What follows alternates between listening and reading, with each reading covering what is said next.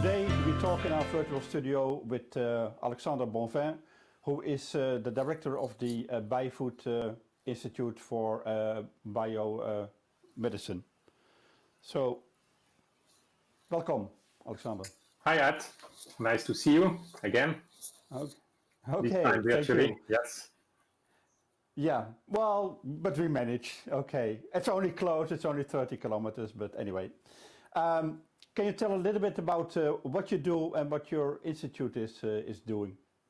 Yes, so I'm a professor at Utrecht University. My field is computational structural biology, and I'm also director of the Biofood Center for Biomolecular Research, where we are studying the molecule of life at an atomic level using all kinds of biochemical and biophysical techniques, and in particular interaction between those.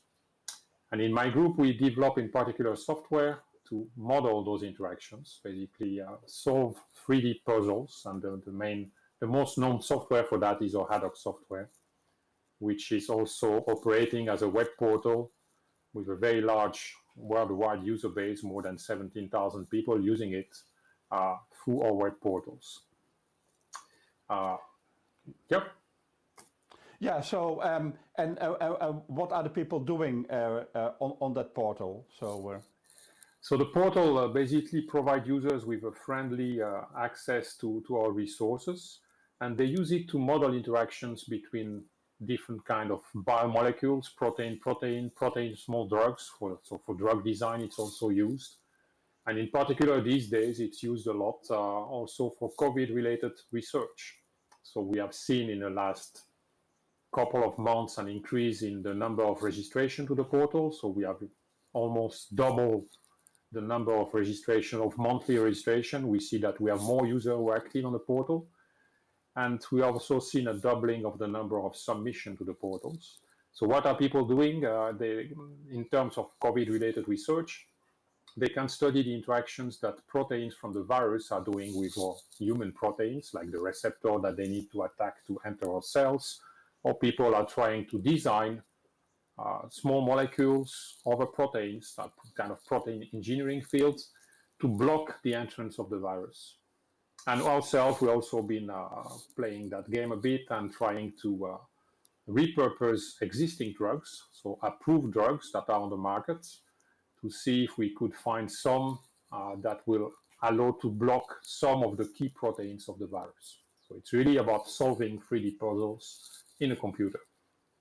And for that, we need a lot of computational resource also, because so our software is required. It's kind of a high throughput compute model. So we do one submission from the user is translated into thousands of individual small tasks, and those tasks are running on the European Open Science Grid. So that's high throughput computing. It's a grid of computer distributed all around Europe, but it's reaching further than just Europe through EGI. So we're going to the US, the Open Science Grid. We have sites in Asia that are supporting us. So we have access to more than 100,000 computers, or CPU cores, I should say, distributed around the world. So the server itself sends in the order of 10 to 15 millions of jobs to those resources. But we could not operate the server without having also a local infrastructure. And that's the important part. Okay, yeah. So what you do is that the users that you have, that are the people that are studying the compounds, that are submitting jobs to your platform, and that the platform distributes it all around Europe and gathers the results back and gives it back to the user. Yes. And then that's the way it works. Okay, then I understand it. A little bit. You say you also need some local computing power. So, and what do you need it for if you have all the computers in the world? Well, the machinery which is behind the hood basically is a rather complex workflow. First of all, we have to have a registration machinery in place, which fulfill the GDPR security privacy issues of the EU. There is all kind of pre-processing that you need to do. There's all kind of post-processing that you need to do. So we need local resources for that. We are also operating several different portals. So Haddock, which I mentioned, is one of them, but we have other portals. So we need first a powerful server just to serve the portals and do the pre-post processing. But also this high throughput compute model, grid computing model, works well for small jobs, small loads of data. So we can transfer data, but you cannot transfer gigabyte of data. That will be killing the entire network and it will simply not work. So when we get problems that are too large to be handled by the grid, we need our local resources. So you need a mix of this large distributed infrastructure and local resources as well. So we have our own clusters. Actually, we have 3 clusters still operating to do our own research first, because we are also doing our own research, and to redirect the systems that are too complex or too large to go to this distributed computing. Mm-hmm. And what type of clusters do you use? So we have now we had several clusters over the years, and currently we have still 3 in operations, and these are Linux system, which we purchase via ClusterVision, and the latest version of that one is operating since 8 months, so that's the one that's going to provide support or services for the next coming years. So that's a system of about 480 cores. Together, if we take all the hardware that we are in the order of 2,000 cores that we are using, in part for our own research, in part to serve the users worldwide. Yeah, and is it only the hardware that's important? Only the hardware from ClusterVision, or? No, I think the hardware is just one component. You could probably, hardware you can buy everywhere, and then you can put it together. But the operation of the hardware is a very important component for me. So what I like about the solutions that ClusterVision has been offering us over the year is, we purchase those solutions as turnkey. Not that we don't have the expertise to build a cluster ourselves, but time is money. So we want to have a nice cluster management system. And we are different over the years, and the most recent system is using Trinity X, which is a software developed by ClusterVision, which also has the advantage that it's an open source software. So if you want to build your own cluster, you can use that management system. Yeah. But for us, it's important to have tools that are working out of the box, because my people are mainly involved in software development or research, but I don't have like a system administrator to take care of the daily routine. So you want to have tools that are in place and just work without taking too much of your time. And that's an important component. You pay a bit more upfront, but it saves you a lot of time along the way, and time is money at the end. Yeah.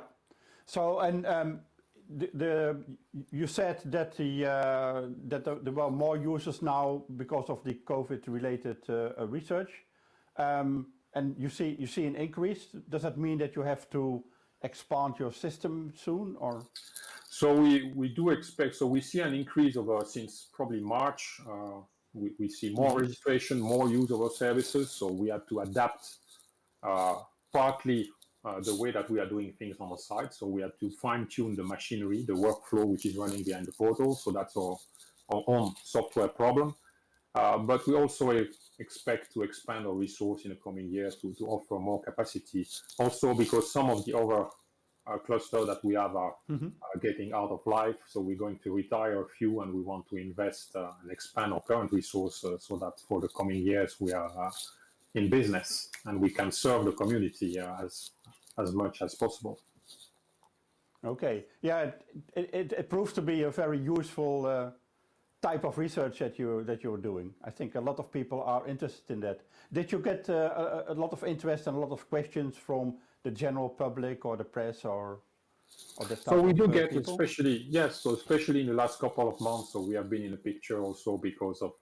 So we are part of the European Open Science Cloud Hub project, which is a European project.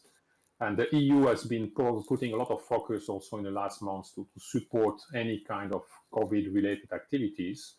So since 1st of April, now the users can tag their submission as being COVID-related, which allows us to monitor submissions. And we have probably seen about 1/3 of all the submissions since April are COVID-related. And I guess it amounts about, say, 100 maybe on average per day. Of submission related to COVID.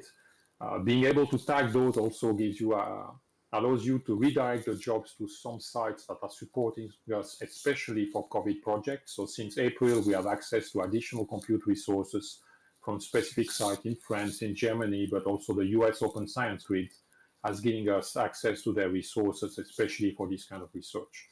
So that's, and all of this is also being seen, you know, the infrastructure provider, this European project, they want to be able to show that the infrastructure, the e-infrastructure is used for good purposes these days. So we are getting a news item from the EU and from other projects showing what we can contribute and what is the impact. Because of, especially the last month, you know, we were all in lockdown in some way or another, but computing and this kind of software-related in silico research has been going on. So we have been busier than ever in the last months, and many people who were used maybe to do experiments realized that they could still do something in a computer, even if they were locked down at home. And we have been contributing a small stone, one of the walls behind me, to helping people. Yeah, yeah. I wish you a lot of success, you and your users, with helping to do more research into this area. Thank you very much. Okay. Thanks for the interview. Yeah. Okay. See you around in real life next time.